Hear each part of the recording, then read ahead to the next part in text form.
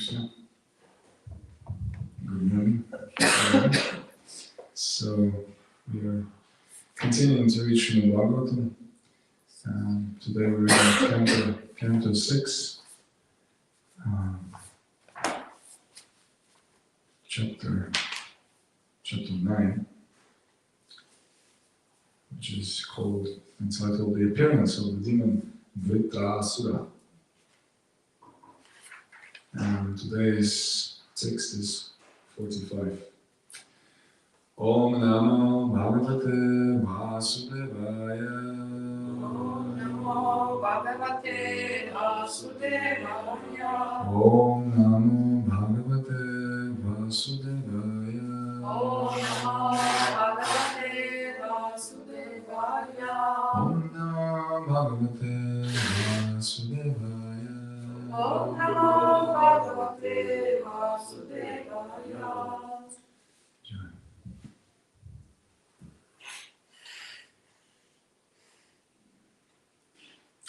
Hamsaya Dara Nilayaya Nirikshakaya. Hamsaya Dara Nilayaya Nirikshakaya. Krishnaya Mishta Yashase Nirupakramaya. Krishnaya Mishta Yashase Nirupakramaya.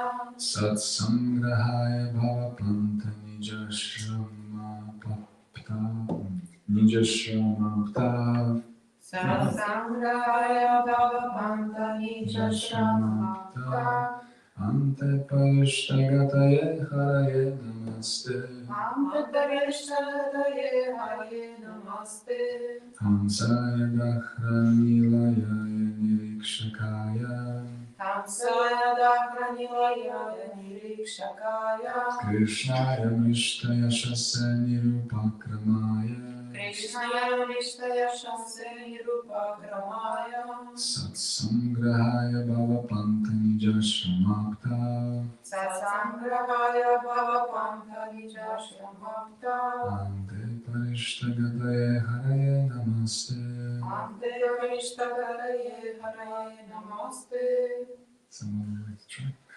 Hamsaya Dakranilaya Nirikshakaya Hamsaya Dakranilaya Nirikshakaya Krishnaya Vishtaya Shase Nirupakramaya Krishnaya Vishtaya Shase Nirupakramaya Satsangrahaya Bhavapanta Nijashramapta Satsangrahaya Bhavapanta Nijashramapta Ante Parishtagataye Haraye Namaste Ante Parishtagataye Haraye Namaste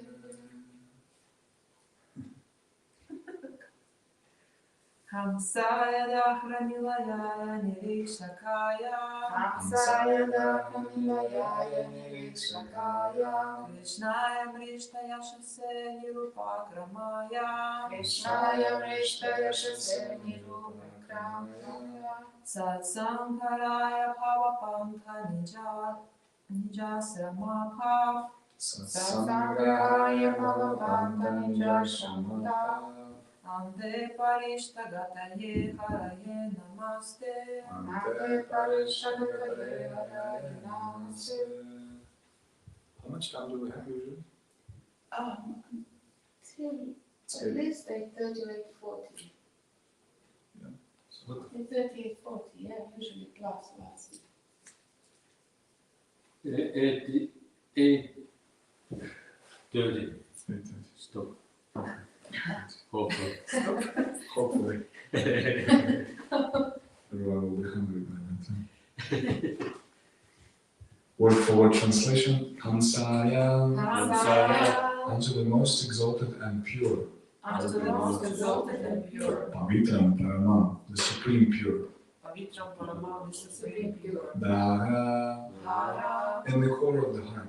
in the core of the heart. Nilayaya, Nilayaya whose abode. whose abode. Nirikshakaya, Nirikshakaya supervising the activities supervising activities of the individual soul. of the individual soul. Krishnaya, Krishnaya unto the super soul, unto the super soul, who is a partial manifestation of Krishna. who is the partial manifestation of Krishna. Nishtaya Shase, Vishtaya Shase, whose reputation is very bright.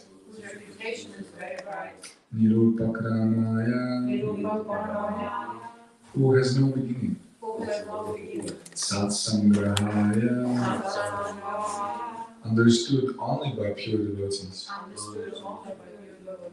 Bhavapanta Nija Ashrama Apto, Bhavapanta Nijashrama, being obtained with the shelter of Krishna.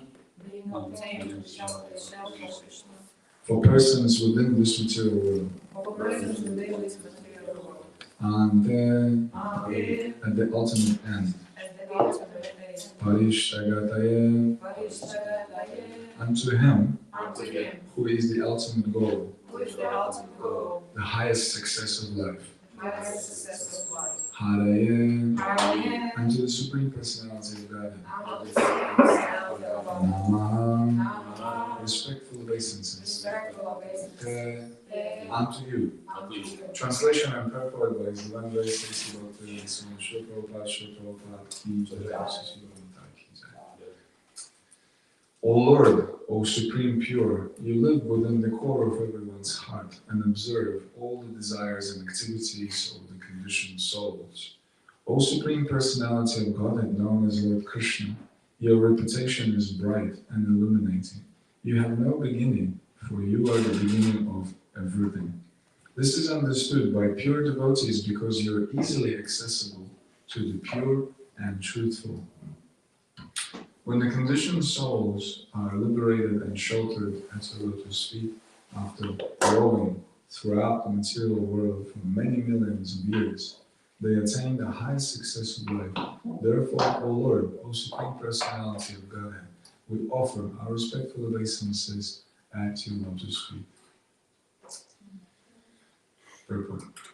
The demigods certainly wanted Lord Vishnu to relieve their anxiety, but now they directly approach Lord Krishna, for although there is no difference between Lord Krishna and Lord Vishnu, Krishna descends to this planet in his Vasudeva feature for the purpose of Paritranaya Sadhanam Vinashaya Chadushkitam, protecting his devotees and annihilating the miscreants. Demons or atheists always disturb the demigods or devotees, and therefore Krishna descends to punish the atheists and demons and fulfill the desire of his devotees. Krishna, being the original cause of everything, is the Supreme Person, above even Vishnu and Narayan, although there is no difference between these different forms of the Lord. As explained in Brahma Samhita 546, Deepa Chireva Hidashantarama Muketya Deepayate Vivrita Hetu Samana Dharma Yastadrig Eva Hicha Vishnu Taya Vibhati Govindamani Purusham Tamaham Bhajami. Krishna expands himself as Vishnu the way a bright candle kindles another. Although there is no difference between the power of one candle and another, Krishna is compared to the original candle. The word Mrishtayashasa is significant herein because Krishna is always famous for relieving his devotee from danger. A devotee who has sacrificed everything for the service of Krishna and whose only source of relief is the Lord is known as Akinchana. As expressed in the prayers offered by Queen Kunti, the Lord is Akinchana Vitta, the property of such a devotee. Those who are liberated from the bondage of conditioned life are elevated to the spiritual world where they achieve 5 kinds of liberation: Sayuja, Salokya, Samipya, Sarsti. Sarupya also mentioned here, even though I know they don't want so much. Sorry, they don't want the Sayuja. That's mentioned here. They personally associate with the Lord in 5 mellows: Shanta, Dasya, Sakya, Vatsalya, and Madhurya. These rasas are all emanations from Krishna. As described by Vishwanath Chakravarti Thakur, the original mellow, Adirasa, is conjugal love. Krishna is the origin of pure and spiritual conjugal love. Om Gyanatimirandasya Gyananjana Shalakaya Chakshuro Militam Yena Tasmai Shri Gurave Namaha Shri Chaitanya Manobhishtam Stapitam Yena Bhutale Swayam Rupa Kadamahyam Dadati Swapadantikam Vanchikrupatarupyascha Kripasindhuvyayivacha Patitanam Pavanivyo Vaishnavivyo Namo Namaha Jai Shri Krishna Chaitanya Prabhu Nityananda Shri Advaita Gadadhara Shivasati Gaura Bhaktavinda Hare Krishna Krishna Krishna Hare Hare Hare Rama Rama Rama Hare Hare.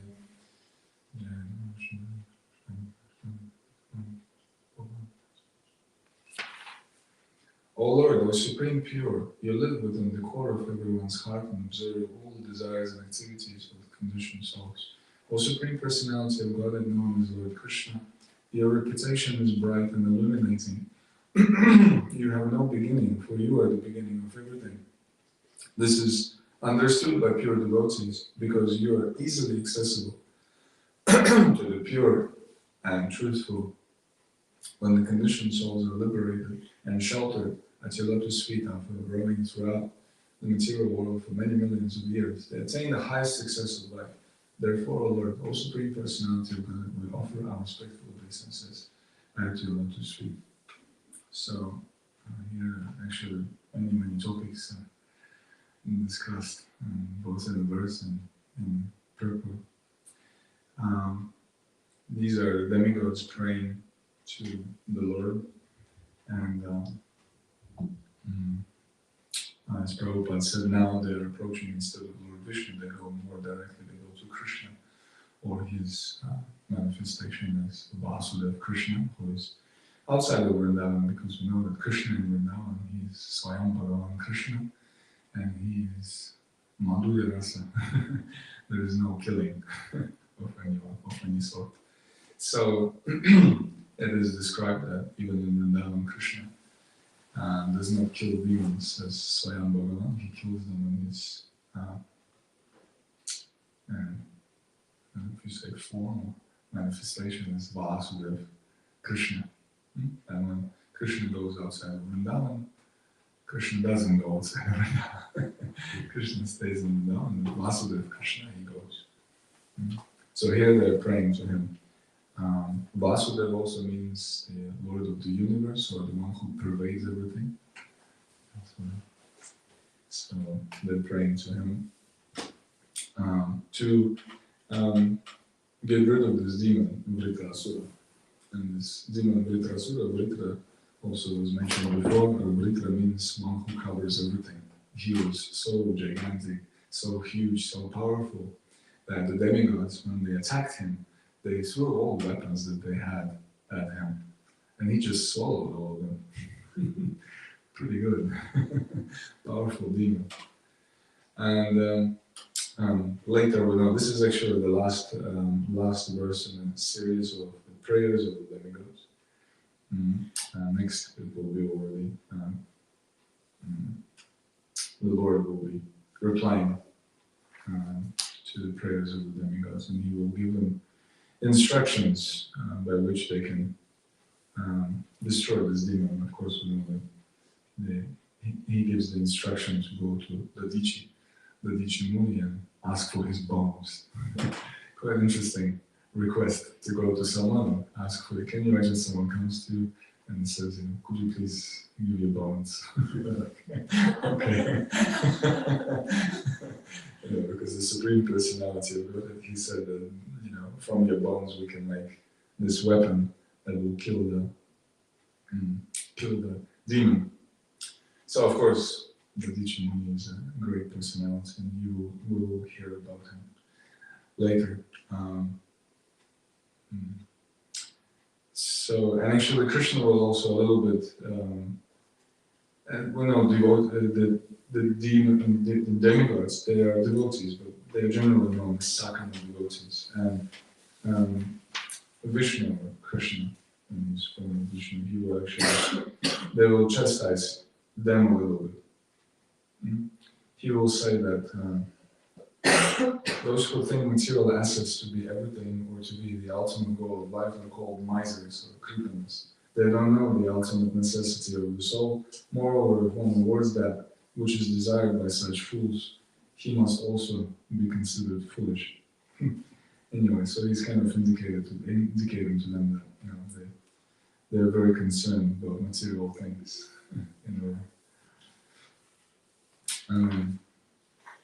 So here we hear how the Supreme Personality of Godhead, he resides within the core of everyone's heart. And Bhagavad Gita, that is nicely described in several places, that he's saying that, what is a famous verse? That's not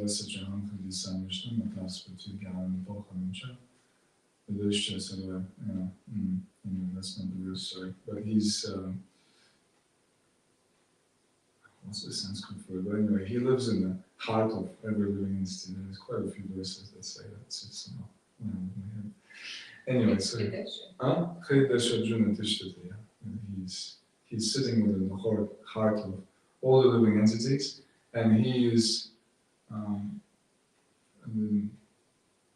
he's the knower of all the fields of activity. It's described, and it's really interesting because Prabhupada also says in one place, I don't remember exactly where, but he says that Krishna is within every atom, and it's quite a thing to be in every atom, and that actually really you can blow our minds with the Achinta Veda Vedatattva, because we all know that we're all within Krishna at the same time. So that means we're also within every atom together with Krishna, right?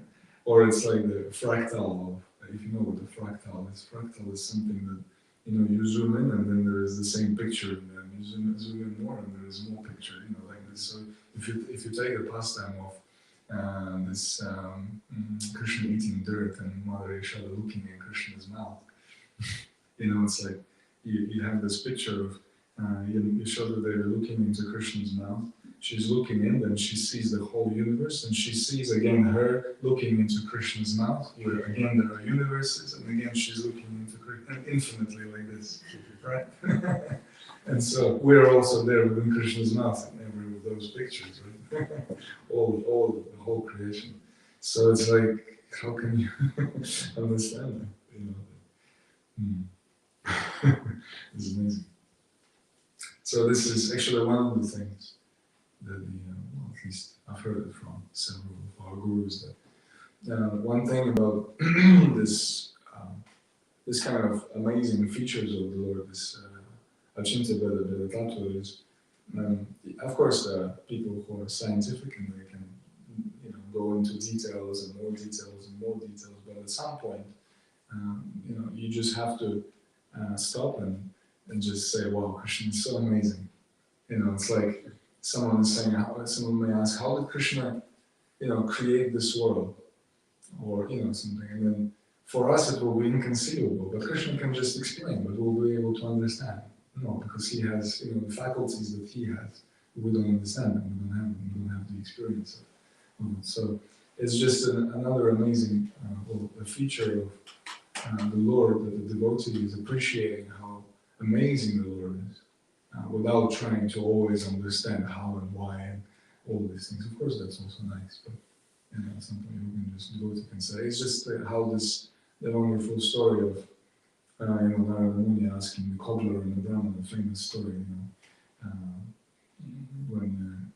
when he came back and he said that the Lord is putting an elephant through the eye of a needle, right? And the Brahmana was like, this is impossible, this is crazy, you rascal, Narada Muni, you haven't seen the Lord, you're just playing tricks with me. But the Brahmana, he was, wow, my Lord is so amazing. You could ask a question, well, how did he do it? Of course, he can do it. He can put an elephant through an eye of a needle, no problem.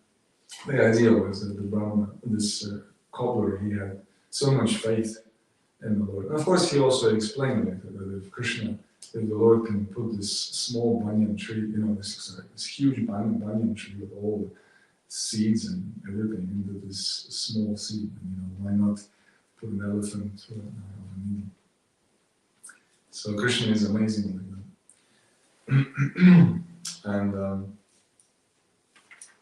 one other thing, we don't really have that much time, but one other thing that was really special here in this verse was that the demigods, they're appreciating that when the conditioned souls are liberated and sheltered at your lotus feet, after rolling throughout the material world for many millions of years, they attain the highest success of life. And this is what Sri Chaitanya Mahaprabhu is in his teachings to Rupa Goswami, Vaishnav God.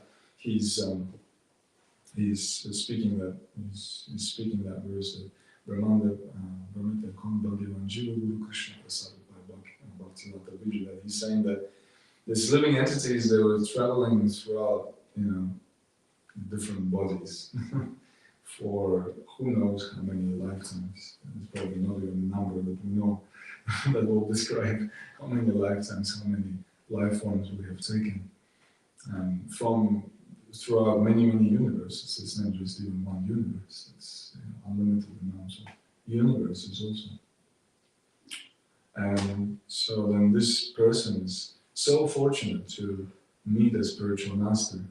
By Krishna's mercy, he meets a spiritual master, and by the mercy of spiritual master, he can attain Krishna. So the living entity is rowing, the demigods are saying, throughout the material world, on a boat, there, traveling through so many species of life, desiring really one thing. In Riga now, in Latvia, we're going through the 9th canto of Srimad Bhagavatam, and it's a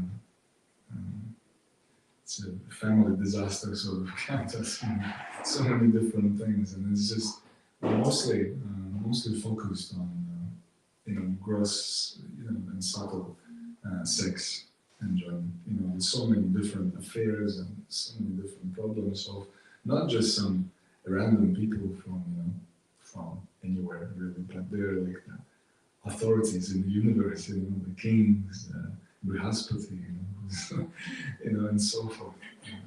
It's amazing, and they have all these problems also. Of course, the personalities on the pages of Srimad Bhagavatam, most of them they attain the highest result. They actually, in the end, like King Yayati particularly, we're going through now, he has been enjoying for thousands of years with his wife Devayani, and Sharmishta, and probably some other ladies that came into entourage of Devayani when they got married. But at the same time, he's been enjoying for thousands of years. And I was thinking while I was giving classes, so he's my hero because I was enjoying in this material world for maybe more than that, and so I'm also very attached. But at the same time, he had realization in the end. And of course, he tells he and she goat story to his wife, to illustrate the point that we're just really silly, living like animals and just enjoying this sense pleasure, and it doesn't go away. Like it's just there's no way to stop it by stopping fire, by pouring a lot of as they say ghee on it. It just it might go down for a while, but then it will burn again. So the only way to obtain Krishna is through devotional service. And of course, there are many verses, and then one of the verses that came up there was this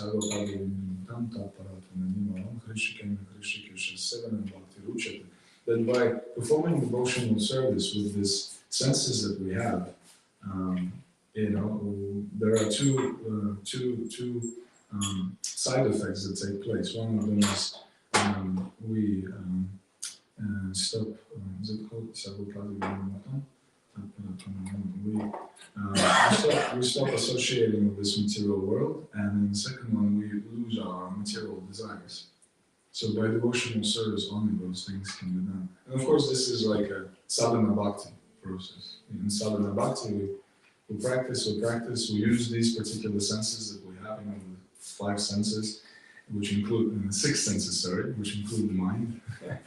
So with those senses, we perform devotional service. And I was just listening to a class by Guru Krishna Maharaj, and he was explaining how Prabhupada said that devotional service must be performed with a subtle body.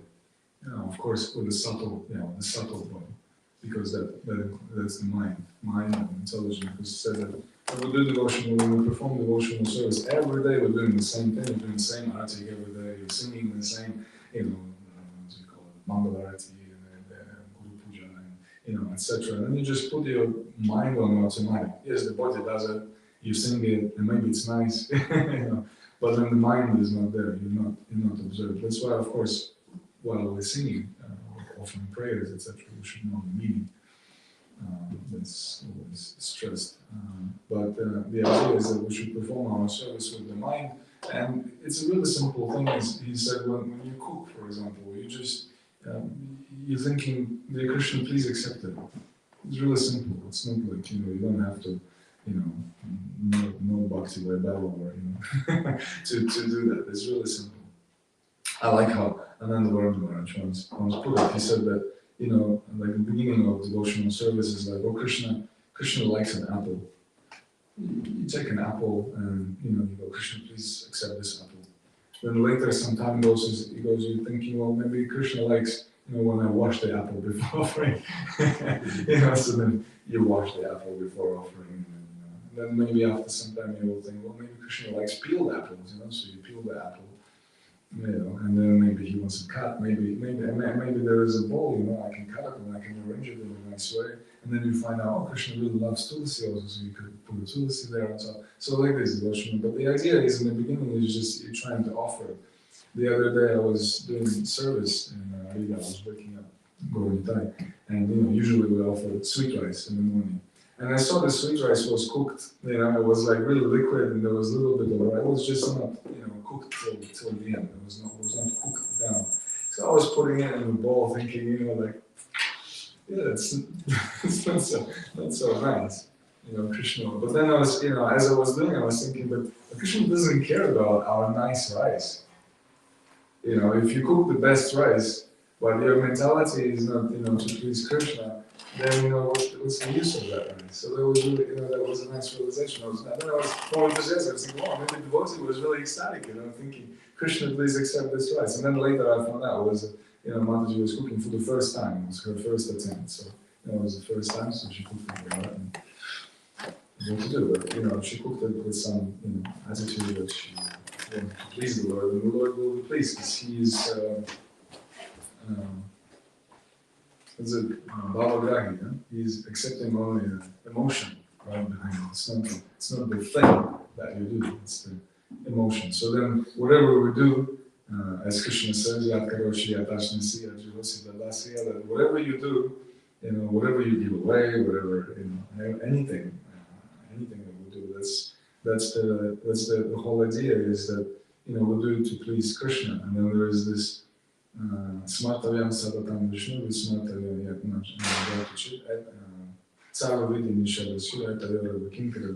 all the rules and regulations, they stand with their folded hands, serving the two rules. And the two rules are to always remember Krishna and never forget Krishna. So those are the things. So whatever we do, we always just have to remember Krishna. And in this case, of course, the demigods, they are also our acharyas or examples in that case, because whenever something happens, they always go to Krishna.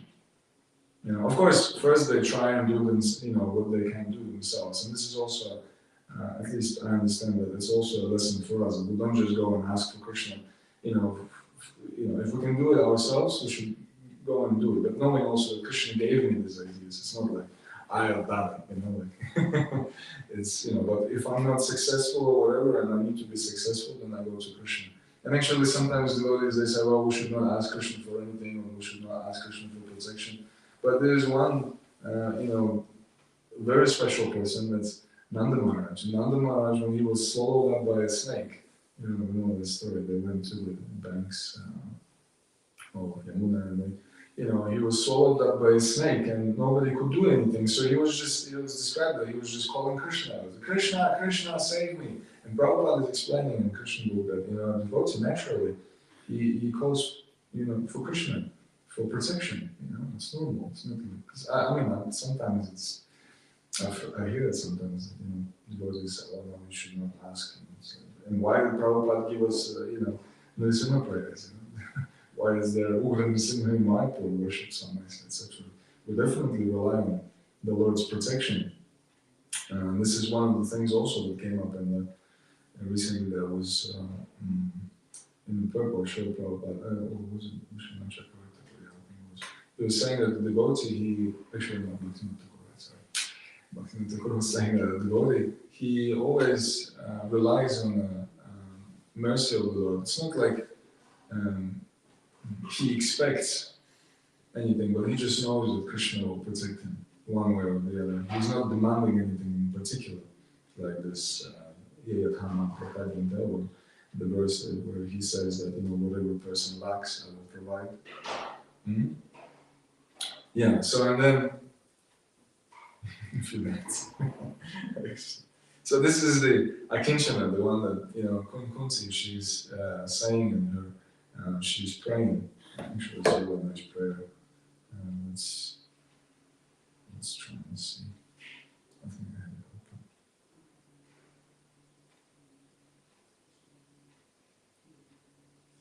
open. Kunti's prayers are so amazing.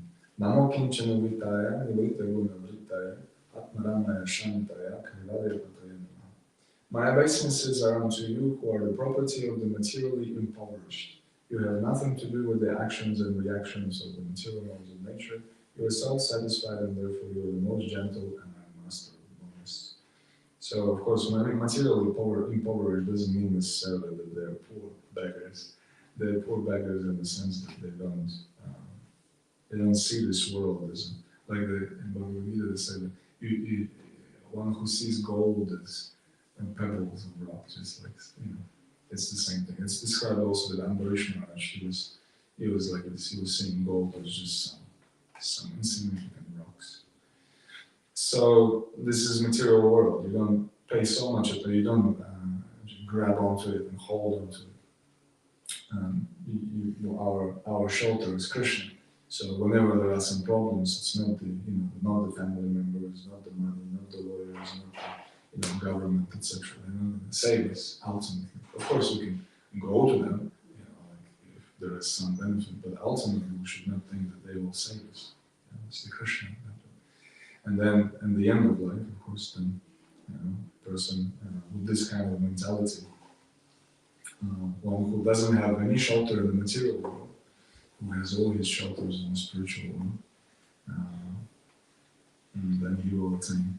And of course, in our case, also many of the followers of Srila Prabhupada, especially his disciples, because they're personally attached to Srila Prabhupada, there's a famous story of Tamal Krishna Maharaj having to go for kidney operation in Srila Prabhupada in India. Srila Prabhupada wanted him to have it in America, but he was a bit late. He came when the operation was already done, and Tamal Krishna was coming out from the sleep, and he told Prabhupada that he had a dream, and that dream, all the acharyas, they called Prabhupada. It was intergalactic GBC meeting, acharya meeting, and Prabhupada was there. And the acharyas, they were asking Prabhupada about his preaching mission on this planet, and actually Prabhupada said that actually all the people of this planet, they're not austere, they're not clean, they're not, religious, they're just completely unqualified. Manda Sumanda Mutaya, Bhagavatam describes, lazy and unfortunate, misguided, etc. And so, but he said they have one good quality, and that is that they somehow or other attach to me, and they like me, because they love me, and they're ready to do anything for me. And so Srila Prabhupada was listening to that dream, and after some time he said, actually that is so. That is true. So our great fortune is if we are actually attached to a saintly person, and in our mind, especially during japa time, etc., we're praying to that person, we're somehow, and through that associating with the person. Of course, we're always associating with Srila Prabhupada through his books. And then just to end, so then, of course, then once that is, our lifetime of this sadhana bhakti, and then slowly we're,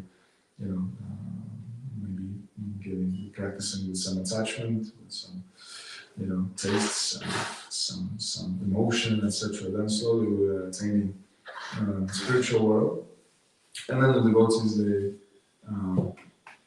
interestingly, Prabhupada here mentions, but he says those who are liberated.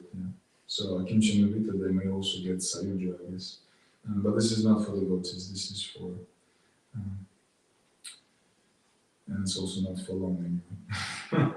The emerging into the existence of the Lord is not something. Though there is a kind of Sayuja, you can say, because Bhaktivinoda Thakur actually describes that there is this oneness with the Lord, and oneness with the Lord means that we're one in desires. And so the person, the devotee, he knows desires of the Lord, and in that they're one. So there's that oneness is there, but not physical like that. So then Salokya, living on the same planet, Sarupya, having the same form. Sashti and Samipya was opulence, so Sashti was opulence, and Samipya was the associate of the Lord, close associate of the Lord. So those are different kinds of liberation that are waiting for those who don't have any attachment in this material world. And then he says that the person will associate with the Lord in the five metals, which are Shanta, Dasya, Vatsalya, Madhurya, and Sakya, rasas. So, and then the ultimate, or the original kind of Shakti of the Lord, one is Adi Shakti, and that is the original mellow, and that's actually conjugal love. That means the love between the lovers, But of course, this Adirasa is also there in Dasirasa and Sakirasa, etc., but just not in that particular form. And so in the spiritual world, this original love is present there, and in material world, love is very minimal, and usually the love in the material world is self-orientated. It's not all-encompassing, so it's just very little. Just like the jivas are very small, insignificant 10,000ths of the tip of the hair, and so how much love, even if they do give real love, how much love can they give? And the example there is really beautiful. The analogy is the sun and the particles of the sun. The sun is huge, and it's Krishna, and all the particles of the sun are like, us Jews. And then the particles of the sun, they're clustered together, and we can hang out together, like in this room. We're like particles of the sun. We can have some loving relationships, etc. But it's just a small group. You cannot really go so much out there. But there are so many, right? You cannot have love with everyone. But Krishna is so amazing that if all the particles around the sun, they turn around to the sun, right? They all have personal relationship with the sun. It's really beautiful example, right? And it's really, powerful. Right? So there's Krishna reciprocating love perfectly. That's why, George Harrison, he famously wrote to the introduction of Krishna book that all of us looking for love, and that love can be found in Krishna. Sometimes people say that God is love, but our understanding is that God is loving. He has love. It's not that He is love. All right, ki jai, Srila Prabhupada ki jai. Anything to add? Yes. You mentioned that Adirasa is present in all the rasas, not just conjugal. Oh, no. Can you elaborate? That would be difficult, because not so difficult. What I meant to say is that Adirasa is love, right? It's not necessarily it's like prema, right? So all the Dasya bhaktas, they have prema, right? It's just not the conjugal love isn't conjugal love. I may be not 100% sure, because Adirasa is, my understanding is that Adirasa is the original rasa, that's the love, right? And then it's mostly, manifested to the highest in conjugal love, of course. But otherwise, it's, unless of course I'm wrong, and then the Adirasa means specifically only conjugal love. You put me on the spot. Yes, yeah, because I had a seminar by Urmila Mataji, and she was talking about that particular rasa, conjugal rasa, and Adirasa is that. So I'm asking, I don't know. Yeah. So it's what I did is I kind of put it on the same level as prema, as in because then you have Sakya-rasa and Vatsalya-rasa, but they also have love for Krishna, just not in a conjugal necessarily way. There's an intimacy in a particular way in every rasa. Yeah, though there are descriptions, but if Srimati Radharani, she is the original Gopi, then all the other ones, like even Shodamai, etc., they're all expansions of also Srimati. Anyway, it's a very deep subject matter, but they're all expansions, so it's all there, because the original energy is Adirasa, and from that energy everything comes. Even this world is Adirasa, it's composed of that rasa. Right? So just if you look at it technically, if you talk about it, because I believe you can talk about some things specifically about that aspect, or you can talk about it globally, like and then so Adirasa is actually, everything is made of Adirasa. It's nothing but Adirasa, and his kirtans are wonderful. Adirasa Prabhu. Just that was a joke. His devotee is really nice kirtans. All right, Krishna, thank you very much. Srila Prabhupada ki jai, Krishna Bhagavatam ki jai, Jai Prabhupada, breakfast, Jai ki jai.